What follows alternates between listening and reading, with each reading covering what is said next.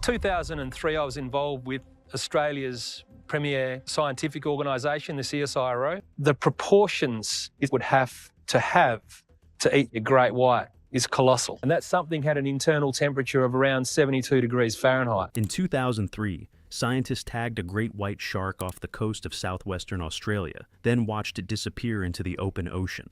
4 months later, the tracking tag washed up on a beach, and the team gathered around a screen to read what it had recorded, expecting the ordinary. Instead, they found two numbers sitting side by side that should not go together, readings that broke every rule they thought they knew about this animal. Nobody in that room could explain it. For years, nobody could.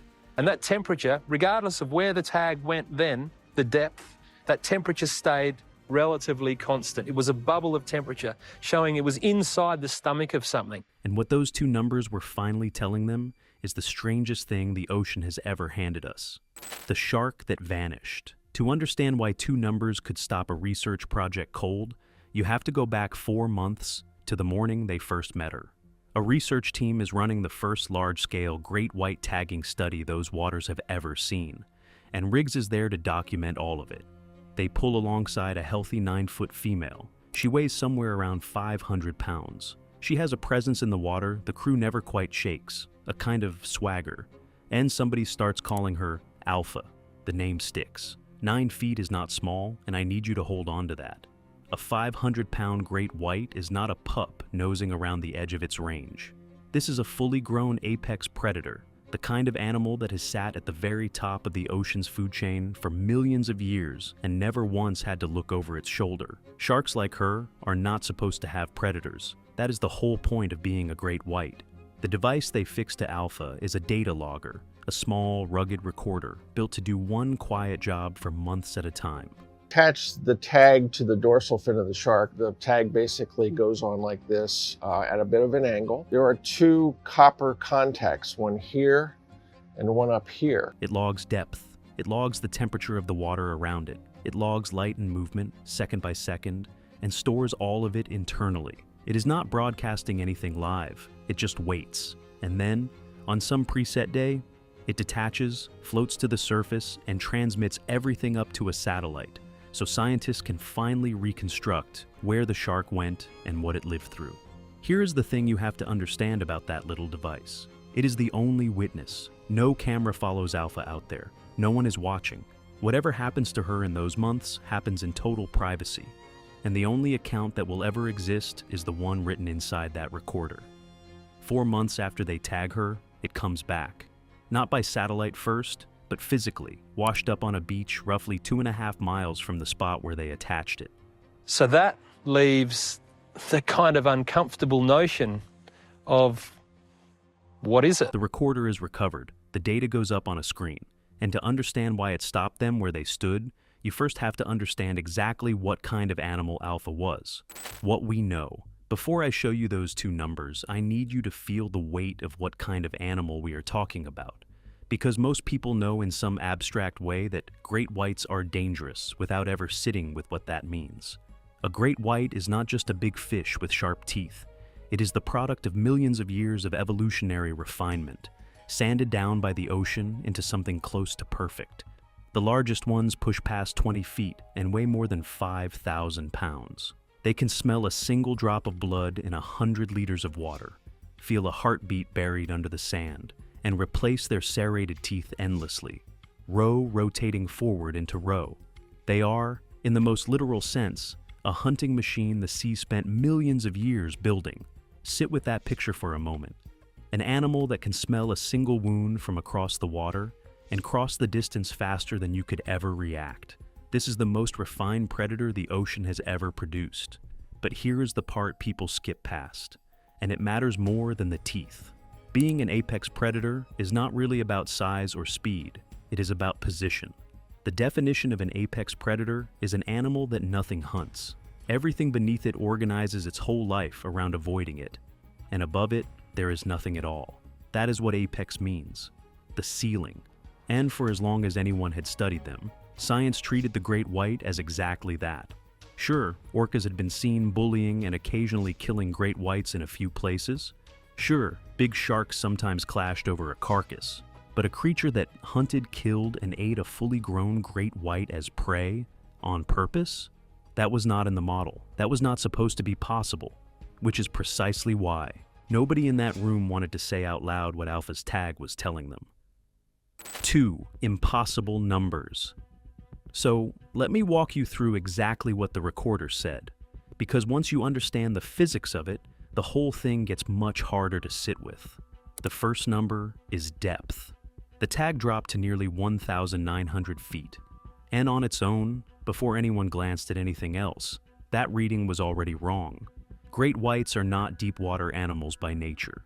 This is a species built for coastal shallows, and the bright, productive upper layers of the open ocean, where sunlight still reaches and prey is thick. They spend the overwhelming majority of their lives in the top 1,000 feet. That is their entire world. So a sudden plunge to 1,900 feet is not a foraging dive, and it is not curiosity. When a tag logs that kind of rapid extreme drop in minutes, the list of explanations gets very short, very fast. Alpha was almost certainly not diving on her own. Something was taking her down into a cold, black, crushing world that almost nothing visits on purpose. And whatever it was could reach 1,900 feet quickly, powerfully, and apparently without much effort at all. No sound, no trace, nothing. Just a regular great white shark. There's no way.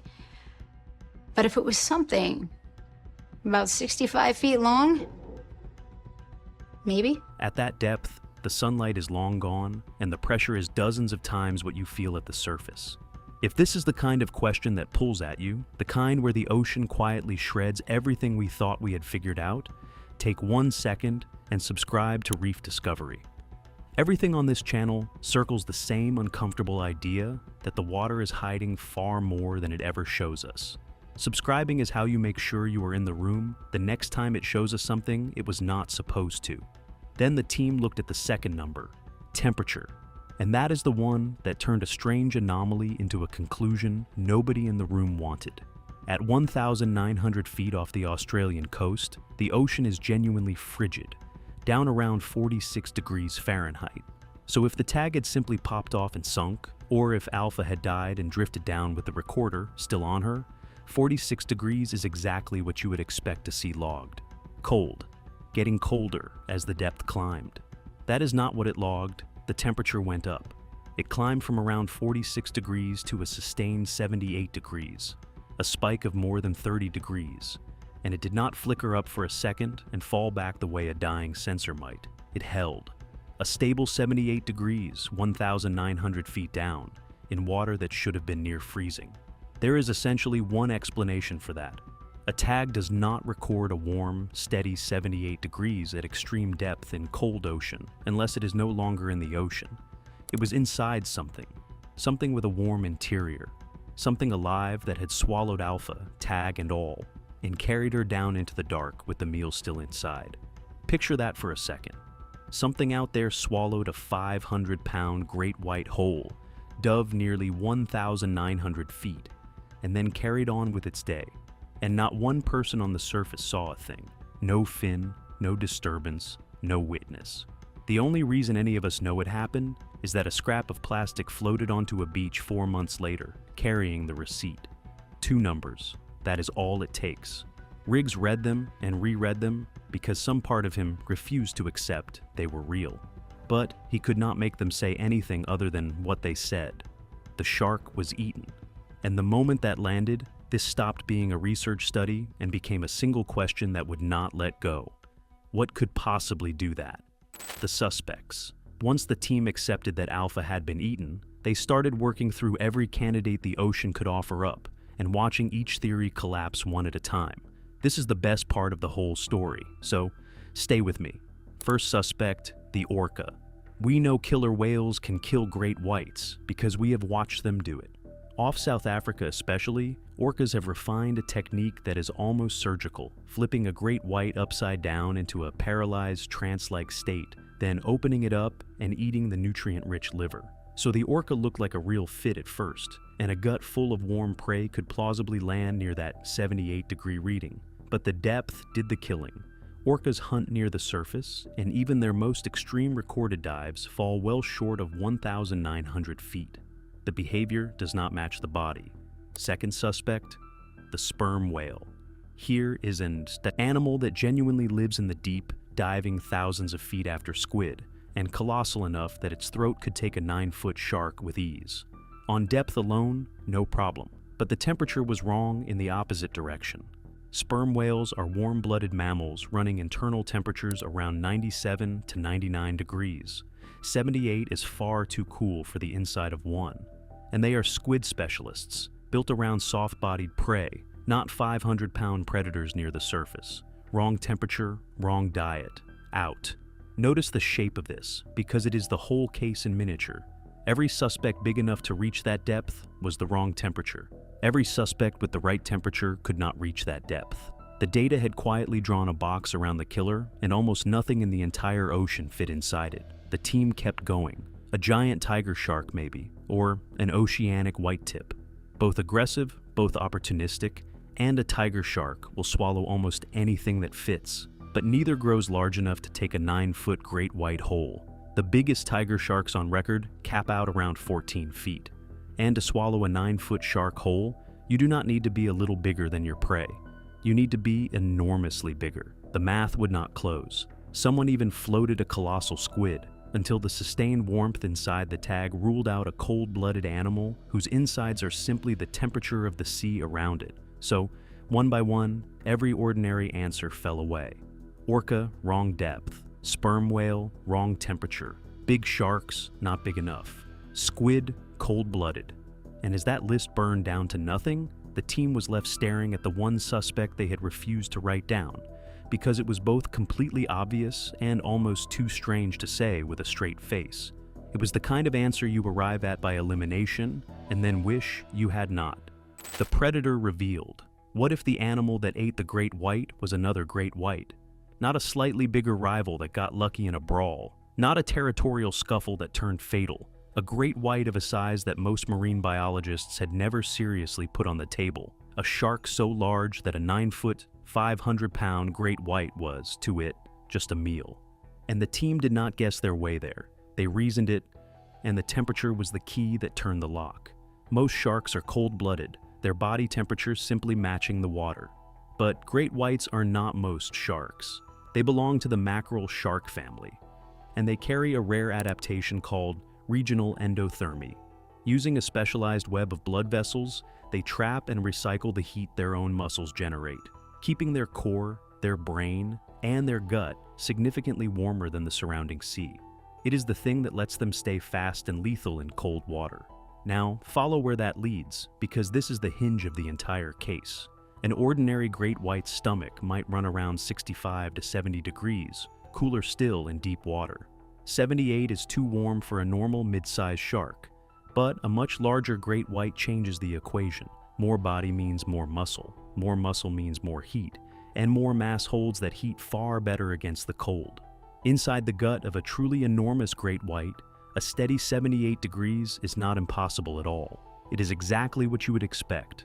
The number that had looked like a glitch was suddenly pointing straight at one kind of animal. The depth fit too.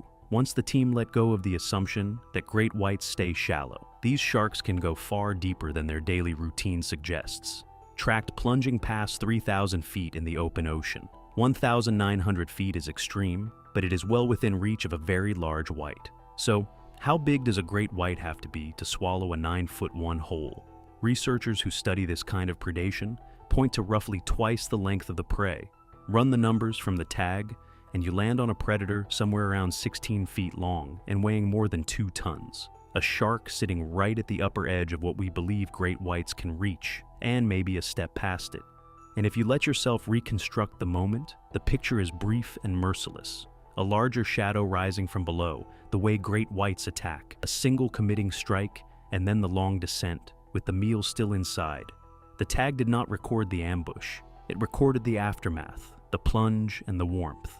But the aftermath is more than enough to tell you how it must have begun. It was not the only signal either. When researchers later set Alpha's recorder beside tracking data from other large white sharks moving through that same water, the temperatures and the depths lined up. The readings that had seemed impossible in isolation suddenly had company, and here is what should make the hair on your arms stand up. There are accounts going back decades of great whites far larger than anything in the modern record. Fishermen, naval crews, researchers, all reporting sharks they put at 20 feet or more.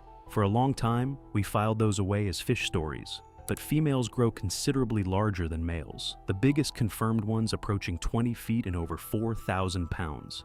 And the largest, oldest females would be the rarest animals in an already rare species, roaming thousands of miles of open water and surfacing for no one. A shark like that could live a 50-year life and never once drift past a research vessel, which means the predator that took Alpha may not have been a freak at all. It may have been the first hard data we ever captured of an animal that had been out there the whole time. And if that is true, then what happened to Alpha was never going to be a one-time accident. The deeper truth. Once the team confirmed what happened to Alpha, they did what good scientists do when something impossible lands in their lap. They went back through the record, hunting for patterns they had shrugged off before. And what they found stretches far past one morning off Australia. Great white preying on great white is not a freak accident. It is a documented behavior, sitting in plain sight the whole time. Marine biologists have long known these sharks are cannibals. Bigger individuals dominate smaller ones at feeding sites, and juveniles are genuinely at risk from the adults sharing their water. It even starts before birth, in the womb, where the developing pups consume their unhatched siblings. A strategy so well established, it has a name in the textbooks. And dead great whites have turned up bearing massive bite wounds, with an arc, a spacing, and a serrated edge that could only come from the jaws of another great white. It is not only the dead ones, either. Divers have photographed living great whites carrying old, healed-over scars in that same unmistakable shape, sharks that were bitten by one of their own, and somehow swam away. Once you know what you're looking at, you start seeing those marks everywhere. And it is not only their own kind. In recent years, researchers tracking a pregnant porbeagle, a smaller cousin of the great white, recovered data showing the animal had been attacked and very likely eaten by a larger predator, with a great white among the prime suspects. The lesson keeps repeating. Being a large, dangerous shark does not place you safely at the top. It just means whatever eats you has to be larger and more dangerous still. Every one of those scars, every set of matching jaws, every tracked animal that simply stopped transmitting is a story nobody was ever there to witness. We only have the wreckage they left behind. Take any one of these alone and you can explain it away. A territorial spat, a squabble over a carcass. But lay the whole body of evidence end to end, across decades and oceans. Drop Alpha's tag on top of it, and you cannot keep calling it nothing but aggression. The food chain everyone assumed ended at the great white does not end there at all. It keeps climbing into a band of size that marine science has barely started to study, which means the chart we all drew in our heads, great white on top and everything else neatly beneath, is wrong. And once you accept that, a colder question slides in, right behind it. If a predator like that has been out there the entire time, how have we never once seen her? The queen. There is a reason she stayed hidden, and it comes down to one brutal fact. We have barely looked. The open ocean is almost incomprehensibly vast, over 100 million square miles of water, of which we have meaningfully explored only a sliver. And everything below 1,000 feet is, for all practical purposes, invisible to us. And even when we do study great whites, the numbers are tiny. The global population sits in the low thousands, and the handful ever fitted with a working tag is a fraction of that. Worse, we tag where sharks come close to shore, which means we mostly tag the younger, smaller animals. The 20-foot females, the ones that might do what was done to Alpha, live out in the deep where the boats are not. It is like trying to understand wild elephants by only ever studying the calves near the fence. So, sit with what that means.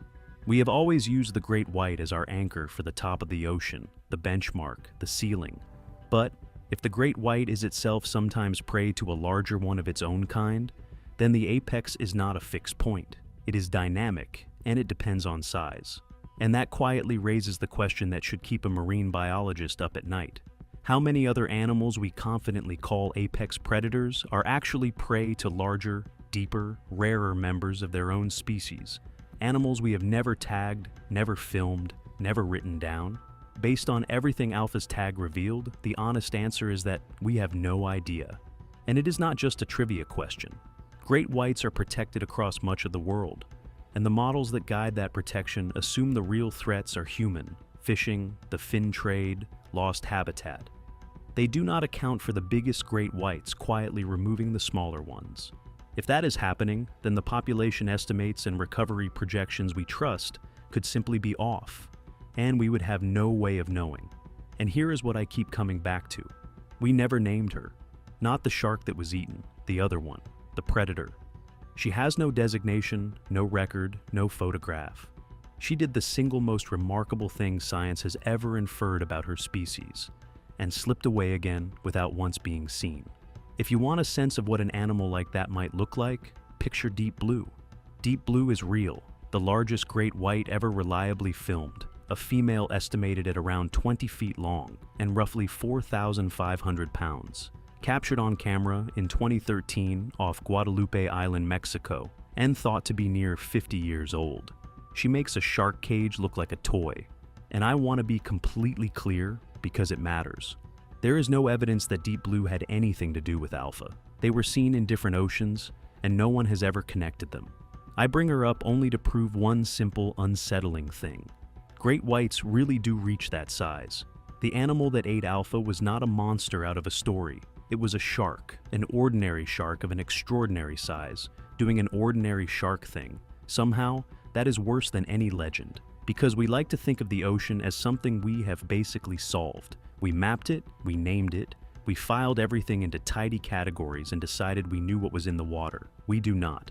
Alpha's tag drifting onto that beach 4 months later was a message in a bottle from the deep, and it read, in effect, that something is down here you did not know about. Something bigger than you thought. Something that eats your apex predators and dives nearly 1,900 feet to finish the meal in private. The great white spent millions of years becoming the most feared predator in the sea. And somewhere in the cold, black water off southwestern Australia, something looked at one of them and saw lunch. We are still, decades into the satellite age, describing brand new species of large marine animals, creatures bigger than a person that we somehow overlooked for generations. So, here is my ask, and I mean it. Somewhere out there, the next recorder is already attached to the next animal, quietly logging the next thing we are not supposed to know. When it washes ashore, I am going to make the video about whatever impossible thing it recorded. Subscribe to Reef Discovery now, so you are here when it does, because I promise you, the ocean is not finished surprising us. And then, tell me in the comments, do you think a 16-foot great white was big enough to swallow Alpha whole? How big is the largest great white still out there, the one we have never tagged and never filmed? Drop your honest number and tell me whether a story like this makes you want to get in that water or never go near it again. I read every reply.